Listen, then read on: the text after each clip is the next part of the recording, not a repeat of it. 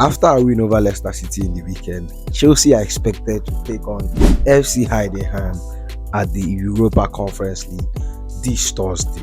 You get me? With our features being mostly favorable features, easy fixtures as a lot of people might call it. But this match, I think, is one of the easiest match in our next 10 fixtures, including Leicester City. You get me? FC Heidenheim, I think with the form they are in this season, I didn't really know how they even got the Europa League, the Europa Conference League spot, because they are currently sitting 15th in the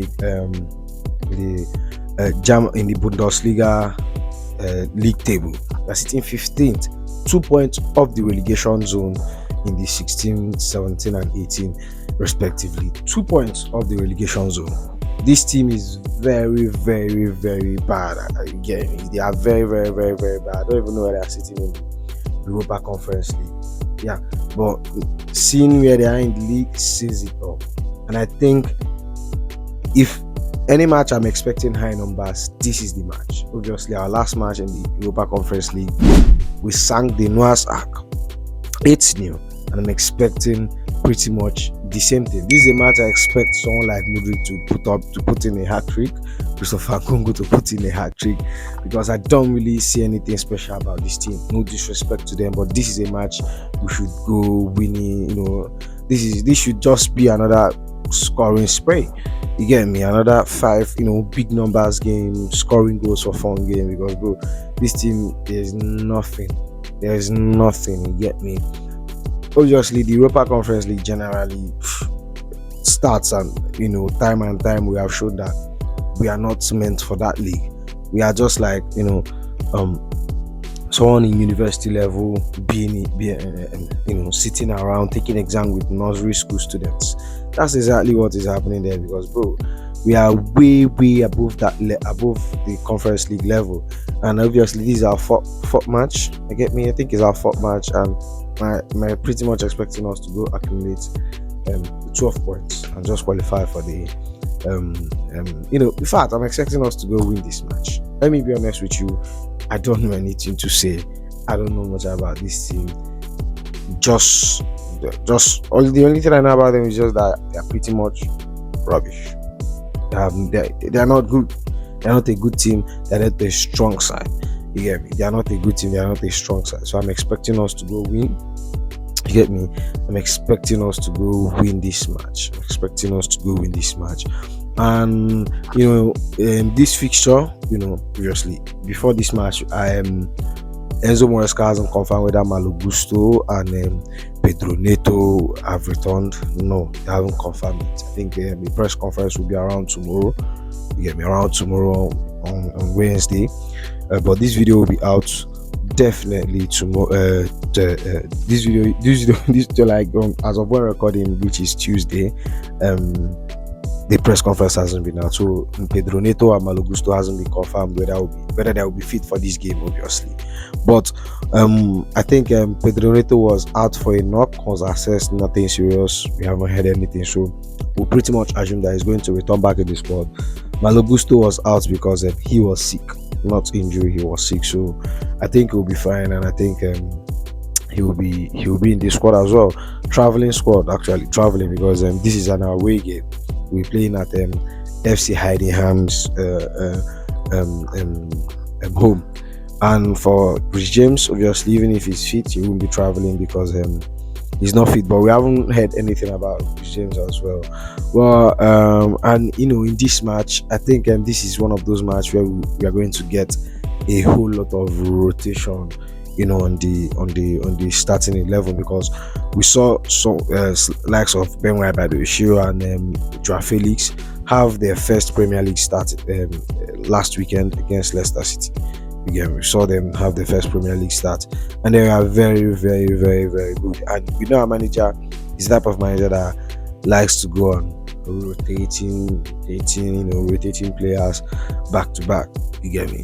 And I'm pretty much expecting him to go on, rotate most of the players that played in the weekend. Players that actually get the chance to. Most players that start, like Ben White by the show, I am not really expecting to see them in this lineup. Joao Felix as well. I'm not expecting to see him in this lineup. I think maybe players like David George, who started against Noah, played very very well. Yeah, McGay, you get me. Christopher Nkunku, Modric, Lewis Hall, you get me. These are players I'm expecting to see. But obviously, I will still give you my starting 11, my preferred or my predicted 11. No, my predicted 11 for this game. You get me? And with this game, man, I think we are going to win this game. Obviously, I think we are going to win this game. Like I said, these people I don't see anything to discuss about them. They are 15th in their league. They are 2 points off relegation. You get me? They are not really that good. So I'm expecting us to go win them stuff. Let's check where they are in the Europa League. Let's check where they are in the Europa League. Hold on. Let's check where they are in the Europa League. But no matter where they are, actually, I still pretty much expect us to go win this game. Actually. Whoa. I'm wrong. They are 6th. They are the same point as Chelsea. They have only conceded 1 goal. Wow.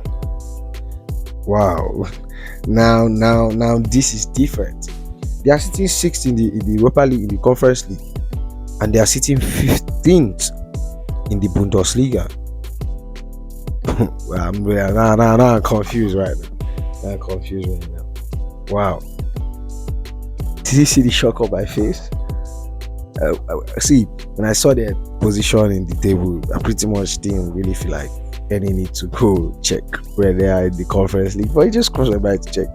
They're sitting 6th, 9 points, same point as Chelsea. So this match is going to be more tougher than we expected. So I didn't really prep well.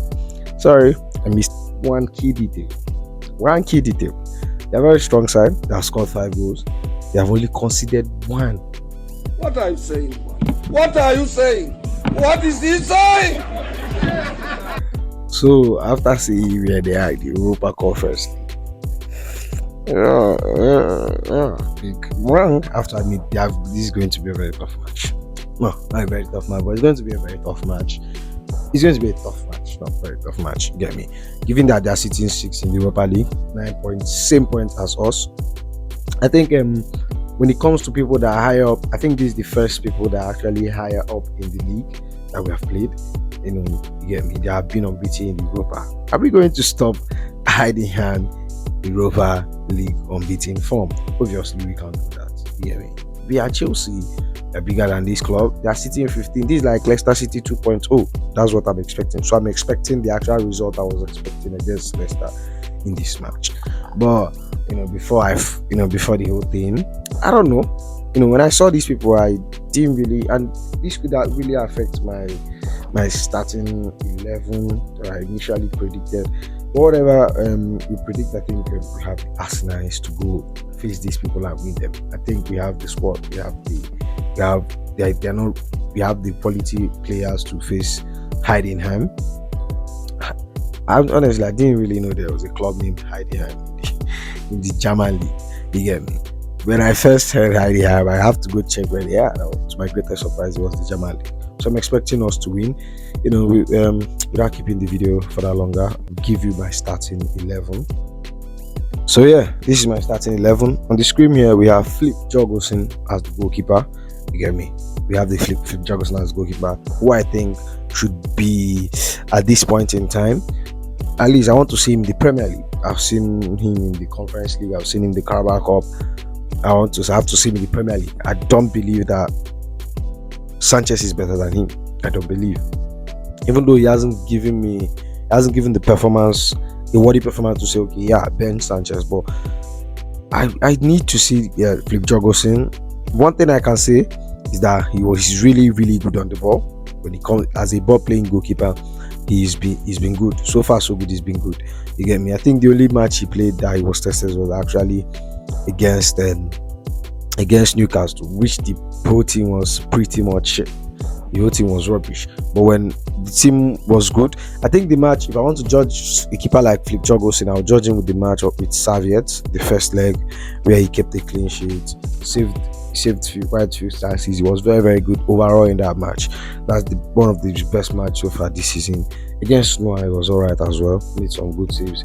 And he's going to be starting this game. Obviously, you get me. He wasn't available for Leicester City. Was he injured or something?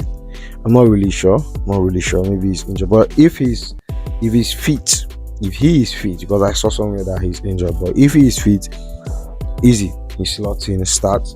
On the right wing is Malo Gusto, who was out sick. He was out sick against Leicester City.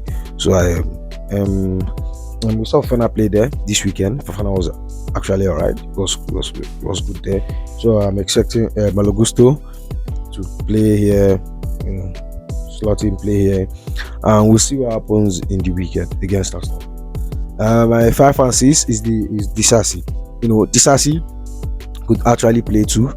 If Malo Gusto doesn't play, he might play too. But I'm starting Disasi and Tosin and Rabayo as my 5 and 6. Disasi, so far so good this season. He has been good, apart from the Newcastle, which, bro, like I said, the whole team was rubbish. But Disasi has been good generally this season. He scored against starting in the centre back. I'm not really confident starting in the centre back. He has really looked good. That number 2 role, playing the right wing back role, has really looked good for me there. But I don't really, have confidence in him. Tosin, you all know how I feel about Tosin. Very very solid centre back. He deserves more. He deserves to be starting for us in the Premier League, but it is what it is. It is what it is. Very, very good centre back, solid centre back, very calm and collected. You get me? And I'm expecting him to have the to control the back line. So, the left wing side, we have Renato Vega. Very, very good, very solid as well. A player who I think has been good this season. We saw him when he played for Portugal in the international league. Very, very good. Player, very very good quality. For 11 million, Renato Vega is a bargain, and he's just going to progress from here. He's still a young player, 20 years old. Yeah, so it's just his stock will be moving higher by the day. So Renato Vega starts on the left back, and obviously he's going to be the one doing the inverted role thing. He can play as a centre back, he can play as a central midfielder, he can play as a defensive midfielder as well. You get me? And my midfield is where I have Kenny Andrewsby Hall and Romeo Lavia. Romeo Lavia was fit but didn't play in the weekend. So I want to see him start this match. Enzo Fernandez pretty much had the full 90 minutes to himself against Leicester City, which he played very very well. The man of the match performance. But Romeo Lavia, I think it's good to suffer them. Romeo Lavia play a more lesser side with lesser intensity as well. You get me?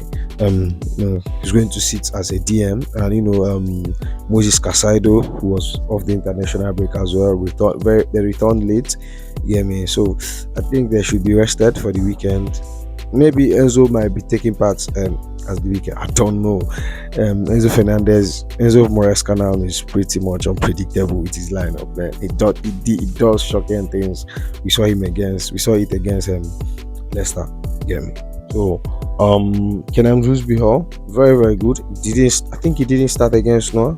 He didn't. I think he didn't start against Noah. Obviously, I think it was Enzo Fernandez and Joao Felix, Christopher Nkunku, Tyreek George, Mudryk, and Maguire. So he didn't start.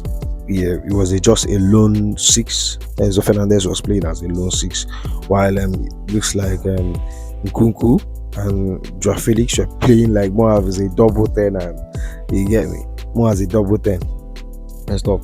And the right side is Pedro Neto. He has a knock. I think he has a slight knock. So if he's fit, I think he will play.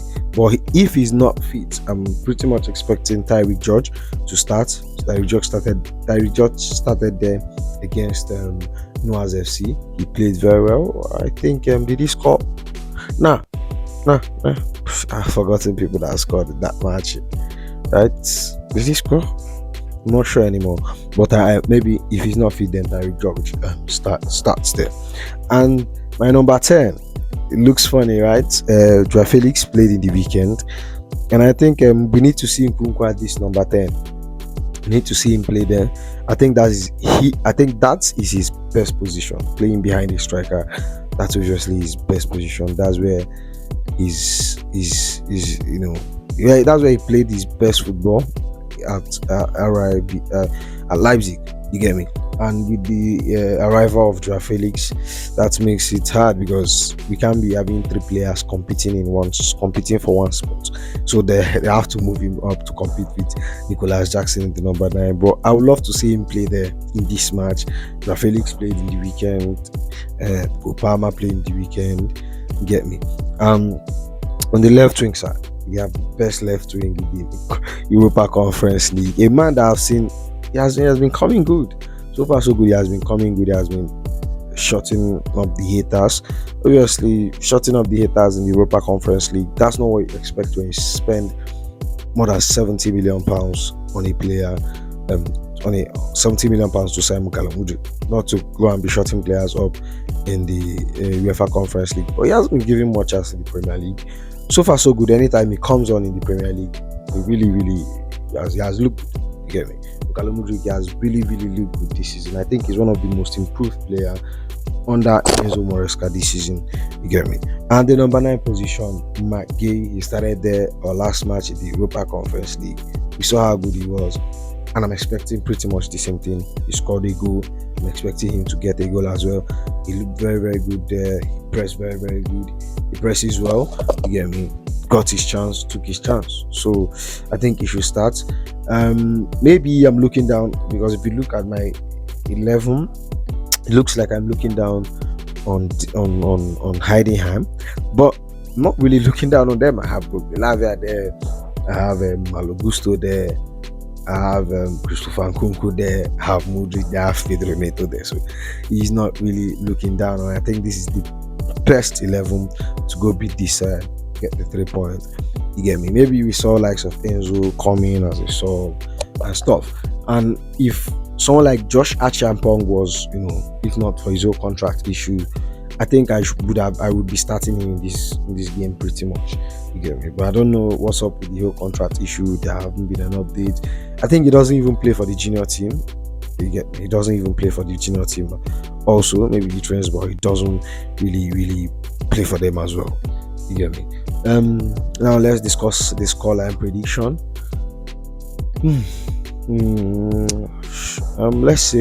Let's go. I'll go with 5-0. Oh my goodness, 5-0 win. I'm expecting us to run right on them. You get me? And I'm expecting us, by the time we are done playing with them, they will be on minus. They will be on minus goals. You get me? That's what I'm expecting. They are on +4 goals. I'm expecting them to be on minus. You get me? So that's all for now. Tell me when you think about the match. Tell me when you think about Heidenheim. Have you seen them play? What do they look like? I haven't seen them play. Let me be honest, I haven't seen them play. Maybe I'm directing them. Maybe I'm bugging. But that's it. Tell me your thoughts. Make sure you like, comment, and subscribe. And I'll see you in the next one. Goodbye.